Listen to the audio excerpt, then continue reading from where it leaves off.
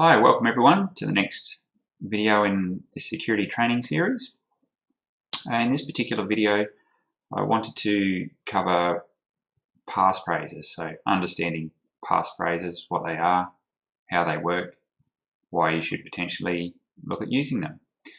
Now, if you haven't gone and watched the previous videos on seed phrases and the introduction to security, in which we covered the security spectrum and what we're trying to protect from, look, it might be worth you going back and having a quick look at those videos just to see if there's anything you missed that might be applicable to this video.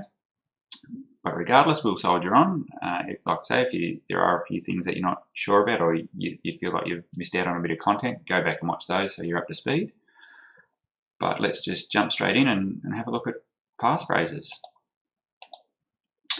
Okay, so this is our security spectrum, and I'm not going to go through all of this as I just mentioned. We covered that in previous videos. But there's two particular security threats that the passphrase feature will help us protect from. The first one of those is theft, so theft of your seed phrase. And the second is what's commonly known as the $5 wrench attack. So that's a physical attack where someone's trying to extract information out of you, so be it your seed phrase, to acquire your funds. So they can't be bothered trying to hack you. They're just going to physically accost you and beat you until you give up the information. Okay, now passphrases can give us a little bit of what we call plausible deniability so that we can hopefully get out of those situations should you ever find yourself in one without losing your funds. Okay, so let's jump straight into this. So what is a passphrase? Well, essentially it's a password that sits over top of your seed phrase.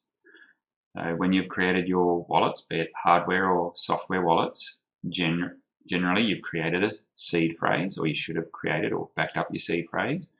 Now that could be 12 words, 24 words, or a range of other options. For the purposes of this video, I'll just refer to the seed phrase being 12 words, but just assume it covers all of those. And what this password, this passphrase that sits over the top of our seed phrase allows us to do is a couple of cool things. So one, it allows us to logically split our hardware wallet into many devices, as many as you need. Okay, and that may not make sense at the moment, but the following slide will help explain that. It allows the creation of hidden wallets. So that's that plausible deniability thing we just spoke about. So you can reveal only the wallets you choose to and protect the ones you want to protect. It's an extra layer of security on top of your wallets, specifically your seed phrases, to protect from theft. So if someone gets hold of your seed phrase and they don't know the passphrase that sits over the top of it, they won't be able to access your funds. And I'll explain that a little bit more in a moment. Now this passphrase, it's in addition to the PIN feature that you find on most hardware wallets. Or if it was in a software type implementation, you might have a password to get into your software wallet, and then you would need the passphrase to be able to access the particular part of your wallet that's protected by the passphrase. So it can be used on wallets which support the BIP39 passphrase feature. Now, if that sounds like just jargon, please go back and watch the other video on seed phrases where I go into that a little bit more in depth and point you to a resource where you can go and find out more about that. All right, let's move right along and have a look at how this all pieces together. So when we set up our wallets for the first time, we create this seed phrase, or what's commonly recorded as a recovery seed or a backup seed. But essentially it's the 12 words that define or give you access to the security information in your wallet. So if we ever have a disaster where we need to restore our wallets, we can use these 12 words to restore our wallets, and all our funds will be intact. Now when we do that, when we fire up a wallet and we have just these 12 words with no passphrase sitting over the top of it, essentially what we're doing is entering a empty passphrase. So when you open up your wallet, what you see is all the wallets associated with wallet A. So all your accounts and your addresses, your coins, tokens, you're basically just following this path here. Now, with the addition of a passphrase, it creates this logical separation where we create a whole new set of accounts. So same seed phrase, but just with this extra bit of information, this passphrase sitting over the top, which then generates a whole new set of private keys and wallets and addresses that are associated to that passphrase. And as you can see, you can do this as many times as you like and create as many logically separated sets of wallets, accounts, addresses as you choose. So that's, I think, a pretty cool feature, and I'm going to run through a few use cases for that later on as well. Now let's just have a look at which device is best. Now I'm really referring to one of two devices here. We'll talk about the Trezor and the Ledger simply because they're probably the most widely used in this space, and the chances are anyone with a hardware wallet will more than likely have one of these devices. Most important things, they both support passphrase feature. They both implement it slightly differently though. And one of the good things I like about the Ledger, and this is a double-edged sword, this feature, is you can link your PIN to a passphrase. Now I'll explain that. So when you fire up your Ledger initially, you can put in your PIN, and that's called your primary PIN. And when you enter your primary PIN, that links you to essentially this, we'll just jump forward to this next slide, that primary PIN will link you through to this section here where it's an empty passphrase essentially. Okay, now we can create a passphrase and link that to a secondary PIN. So that way when you fire up your Ledger device, if you put in your secondary PIN, it will then, so your PIN would be linked to this passphrase and it would take you to this series of accounts, not the default one that is accessed by your primary PIN. Okay, so that's a pretty nifty feature, but there's an undocumented feature on the Ledger, and you can only have a maximum of 2 PINs. Now, in my day-to-day job helping out a client set this particular feature up, we found out that the hard way. We didn't know that that was an undocumented, in inverted commas, feature, and it caught us out where we essentially could not access the default, so i.e. the empty passphrase section of that wallet any longer. Now the way around that was obviously just to restore the device from default, reinitialize it and bring in the original seed phrase, but something like that should be documented on their website. So don't get caught out by that. Now, in saying that, there is 2 ways you can implement this on the Ledger. You can do the PIN linking feature, which I just mentioned, or you can just put in what they call it a temporary passphrase is their terminology. So you can put in a passphrase when you fire up the device, and you'll be accessing the accounts protected by that particular passphrase. On the Ledger, it's device entry only. So you've got to put the passphrase in on the actual device's screen, which is arguably not a good thing, not a bad thing. It means that it's secure. You're not entering anything onto your host machine like your computer. So I think that is a good thing. It's just really clunky trying to do that all the time, every time you need to fire up your wallet. It's not a straightforward process. There's multiple menus and things you need to go through. Trezor, on the other hand, can be either on device or on host, and on device it is presented to you immediately on the screen. You don't have to dig through menus to do this, so it's just implemented a bit better. As I mentioned, the Ledger on-device entry is very clumsy. It's like when you're doing the old SMS with your thumb where you had to scroll through multiple characters and enter it, and not only to do that, you've got to go through multiple menus to get to the place where you can do that. It's just not implemented very well. Look, I hope they fix that in future updates, and maybe by the time you watch this video they have, but at the time when I've been using it, it just has not been great, and that wasn't that long ago. Like I said, the Trezor, they've implemented it in a really nice, usable way.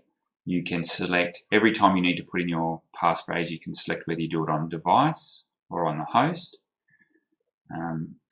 When we talk about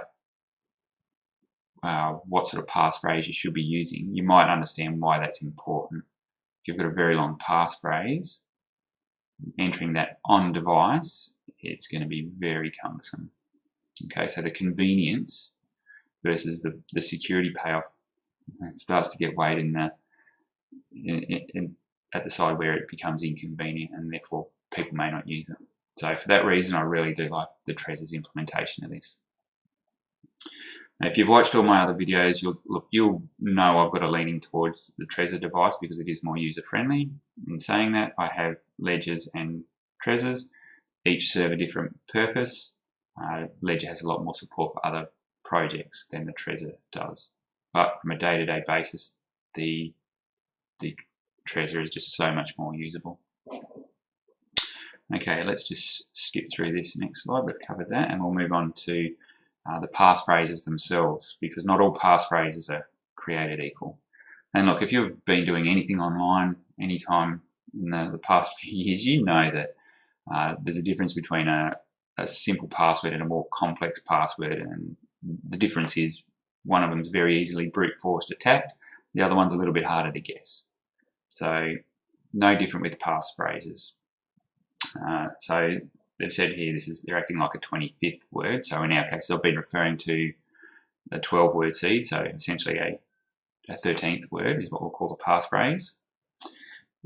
So having a one-word passphrase from a dictionary, it's not safe. Okay, so it should be at least 4 words. And I'll go through and we'll do a bit of an example of that in a moment.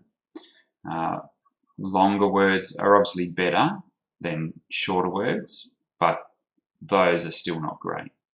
Okay, if you want to use the BIP 39 word list, which is, don't quote me, I think it's 2,048 words. Obviously they're known words, that word list, so you need to use more of those words to build up the security.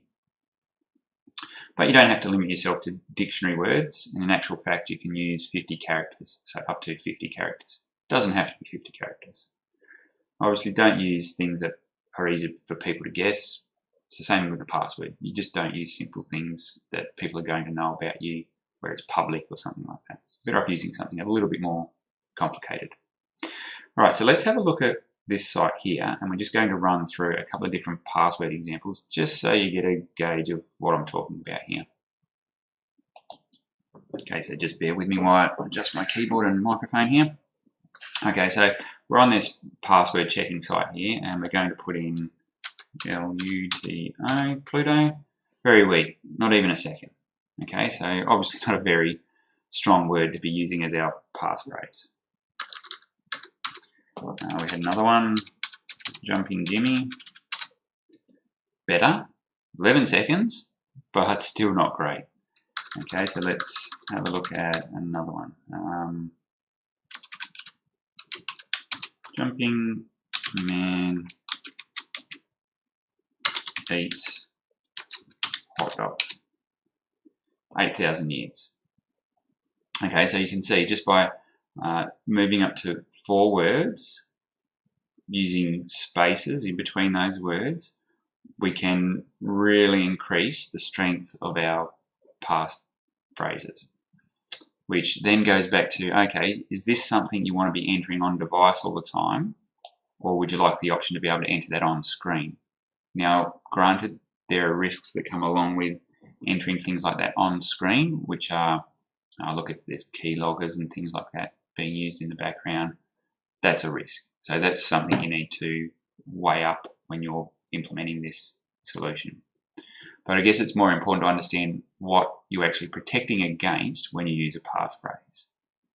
Okay, so this is less about the snooping eyes online. This is more about the theft of seeds and the physical, I guess, extraction of seeds by physical harm. Okay, so understand why you're implementing this. Now, when would something like a weaker password be acceptable to use? And this comes down to the use case. Okay, so we'll jump into another slide and we'll talk about a few of those use cases.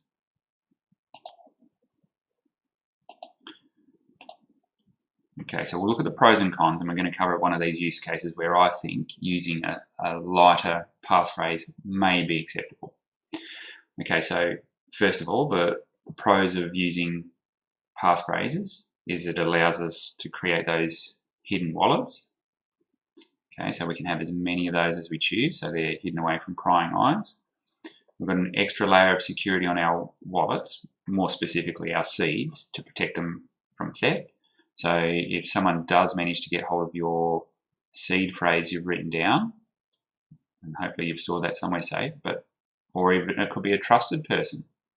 So you've entrusted someone to look after your seed and they turn around and do the wrong thing. If you've got a passphrase over the top of that seed, it protects from that kind of theft. So theft by in inverted commas, friendly person. There's the plausible deniability thing we spoke about, which is akin to the hidden wallets. So we can set up a number of wallets that are hidden by different passphrases, so that if we ever do get physically threatened, we can only give up, or we can choose to give up the ones we want to and keep the ones we don't want to give up separate.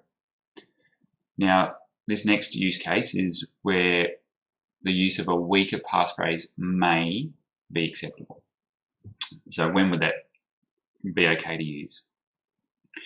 And I talked about being able to separate your hardware device logically. So you may have different legal entities, but you've only got one, or you only want one device. And I'll give you an example. So in my day-to-day job, I help onboarding a lot of users into the crypto space, and they buy and purchase digital assets in their personal name, but they also buy and purchase digital assets under what we call in Australia a self-managed super fund, so like a retirement fund. So in that instance, they need to separate all their accounts for obvious reasons, for accounting reasons and tax reasons. They can't intermingle the different digital assets they own. Now, they're not looking for this high security out of the passphrase. What they're looking for is the ability just to give them these separate accounts on the one device. That way they only have to look after one seed, store that securely, but then they can access the individual accounts using the passphrase. So in that instance, I think it's okay. The passphrase feature is really simple to use, a little bit harder on the Ledger, but on the Trezor, look, it is really integrated really well, just works. Whether you're, I use lots of different interfaces to talk to my Trezor device, and they all support it. It all works. It's just functions. So don't be put off by this by using passphrases. Now the cons, a little extra caution is required when entering into your wallets. And what do I mean by that? So if you put a passphrase where you use a word, and the example given in the slide I showed you was Martha with a capital M. Now if you go back 6 months later and put Martha with a lowercase m, you're going to end up in an entirely different set of accounts. So capitals matter, spaces matter. You've got to be really spot on when you document your passphrases.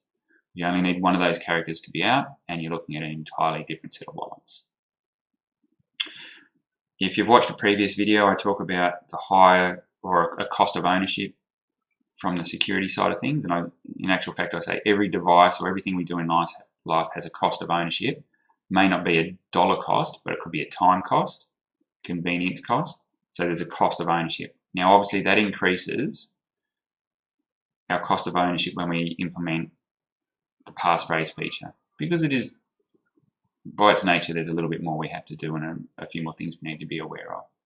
It's not a massive cost, and I think well worth the cost, but nonetheless, it does increase the complexity. And you still need to safely store your passphrases just as well as you do your seed phrases. Okay, now it gives you a bit more flexibility, and you can store your seed phrases with other people and in different places to your passphrase so that they're geographically separated. So there's different solutions to do that, but you do need to look after them with the same amount of rigor as you would a seed phrase. Okay, look, that's really all I wanted to cover in this video. There's no point going into how you actually use this on a Trezor or on a ledger, because that is well documented on their sites. So you can go to their sites and learn how to do this. Just know that it's not hard, it's very useful, and it's something I think everyone in this space should be using, just for that extra layer of security. Hope you've enjoyed that video, and I look forward to catching you on the next one. Bye for now.